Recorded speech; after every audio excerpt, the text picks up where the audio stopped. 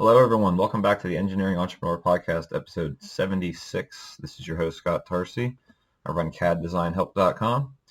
Before we get invited, love to have you sign up on my website. And when you do, we'll send you a free PDF of the top 4 mistakes inventors make. Also, if you can, leave me a review on iTunes. That always helps. This episode will be a little different. I'm just going to talk about some things I worked on in the past year. So this will be sort of a 2019 year in review, sort of picked my top 5 projects, if you will. Can't discuss everything I do because I have a lot of non-disclosure agreements, so I picked projects where either I didn't have to worry about that or we'll only talk about information that wouldn't violate any NDAs. So I've got some pretty interesting things I've did. We'll start with the first one I have written down here, which is I call it a candle project. And the client needed to make some candles, right?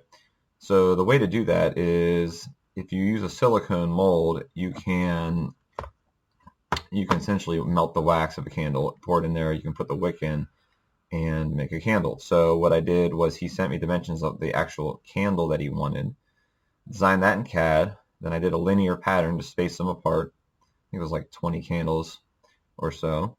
3D printed essentially the positive of the candles plus some plastic in between. Then I created essentially an outer shell, and then when I put these all together, I was able to pour silicone in there, and when it forms, it basically forms the mold with the inside cavity being the candles that you need. One life lesson or key lesson learned doing this was when you make these two sides of the mold, you need it to line up correctly, and a common thing is to use what it's called registration or alignment keys.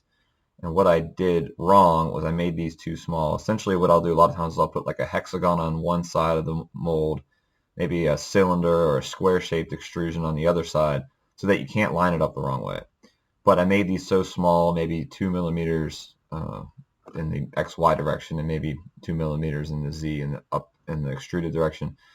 This was so small that with silicone being so flexible, it didn't really interlock very well. So I found out I had to make it closer to like 10 millimeters or so in X and Y and maybe 6 or 7 in the Z direction. So that summarizes the first project. The next one was an exercise device.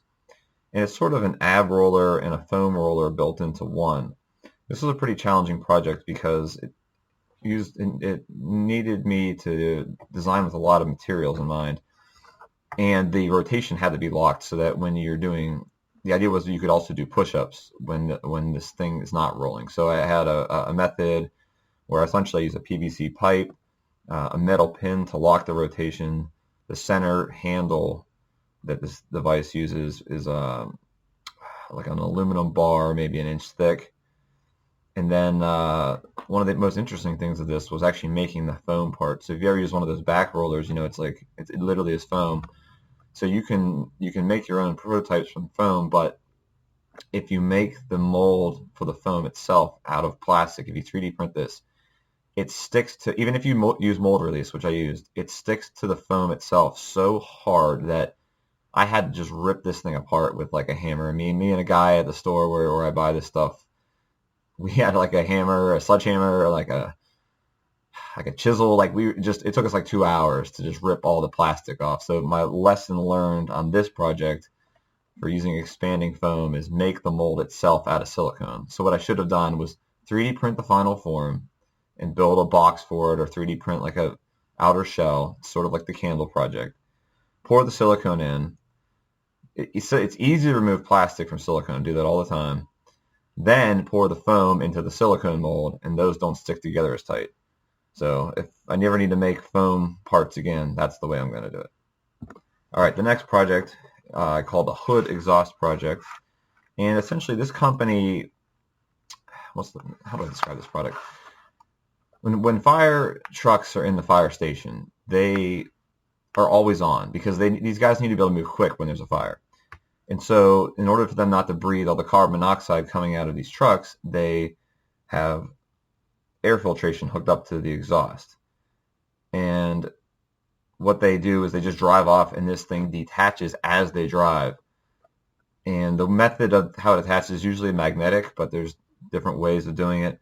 In any case, this company has a new type of magnetic system that they had another product development company working on that, but they hired my company to build a test system for this because they wanted to run 100,000 cycles of putting the exhaust thing on the truck and taking it off. And so this was a pretty involved project because it required software to be written, sensors to be used so that we knew when the exhaust was on and off. And to describe what it looked like, it was essentially two long tables from extruded aluminum, which I used from a company called 8020, which is very common in manufacturing. It's kind of almost like a giant Lego block for designers, or Lego system, like large scale. So you can put these pieces of prefabricated aluminum together with these twist connectors. Real easy, like take a screwdriver, twist this connection, and you link these bars together. So these two tables essentially house this test system, and a pneumatic cylinder would push a shuttle, which the shuttle represented essentially the exhaust tube being pulled away from the fire truck. So imagine instead of the fire truck driving away, you're pushing the tube away from the fire truck. So it simulates the same idea. And the whole point is to pull this thing off and on. And it was all designed in SolidWorks, 6 months of design. It was built and tested. I personally was there with my electrical engineer for 2 days, putting it together, testing the system. And some interesting things in this project. So the 8020 company had missed some parts, a couple of brackets and things that in order to finish this testing in the time they needed, I just took the CAD files, modified a bit because the original designs were sheet metal, so they were thinner wall thicknesses and whatnot. And then just, I took those designs, thickened them up a little bit, put some ribs in for some strength, and just 3D printed them in the one evening in between the 2 days of install, and was able to get the whole thing up and running by using 3D printing to make up for some of these sheet metal parts that were left out when the parts were delivered. All right, project number 4 was a gnome head. So a woman out in the West Coast wanted a Christmas gift for a friend. She wanted her friend's face on the body of a gnome.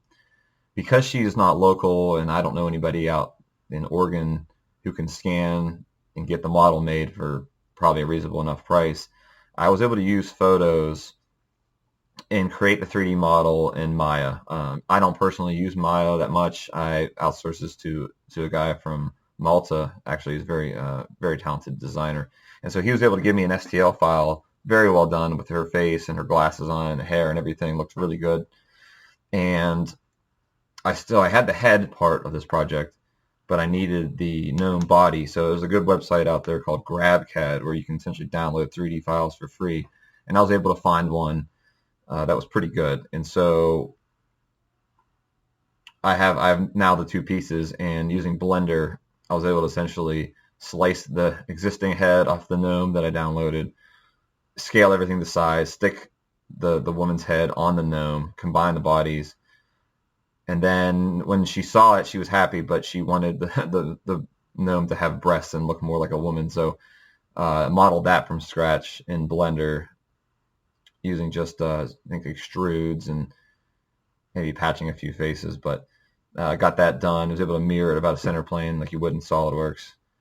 And then, and then when that was all done, I have a final STL file that I 3D printed. When I did it from FDM, I don't know if there was some manifold issues in the STL file, but it didn't print out great. So when I did an SLA, it turned out much better. And I think just the details of something organic like a human face is just much better in SLA. And it looked good. The detail was really good.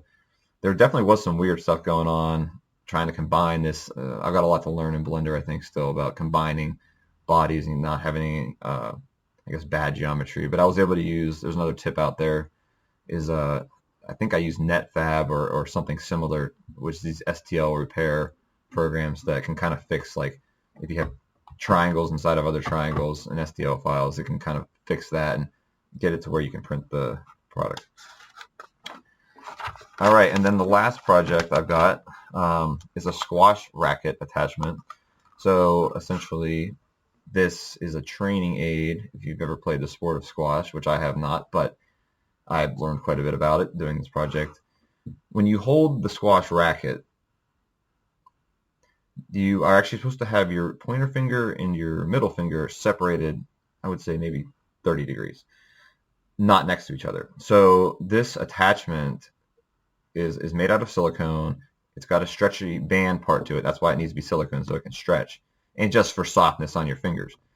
And the attachment goes on the handle, and it's like a block on the end of the band, where essentially it keeps your fingers at that 30-degree angle, your pointer finger and middle fingers. You put your hand on it, you grab the racket, and then this goes over it, and it just forces you to hold it that way. And so now the prototype of that is done. The CAD is done. The client, we are having the mold made in China for that. I 3D printed, to make the prototype, I 3D printed the mold just out of PLA, and then I used the 2-part silicone as normal and poured it in there. Some lessons I learned on this is that, and I had this knowledge from some other projects with flexible bands, but you want about a 10% interference. In other words, when you design a SolidWorks or any program, you want about 10%. You want it 10% smaller than the actual diameter. So if the diameter of the handle is 10 millimeters, you would want to actually design the inner diameter of your band that's going to go around the handle at 9 millimeters, just for example. So because you need it almost essentially preloaded, so that when you put it on there, it wants to go back to its original shape, which is smaller than the handle, which gives it that good grab. If you go too small, obviously that'll be too tight and it'll break. And if you made it even at 0 interference, it's not being stretched at all when it's on the handle, and therefore wouldn't have a tight enough grip. All right, well, that kind of summarizes some top 5 projects I did in 2019. As always, you feel free to reach out to me if you have any questions or products that you need designed. My email is info@CADdesignhelp.com. You can always check out everything on the website, CADdesignhelp.com. Thanks, everyone, and we'll be looking forward to many more podcasts in 2020.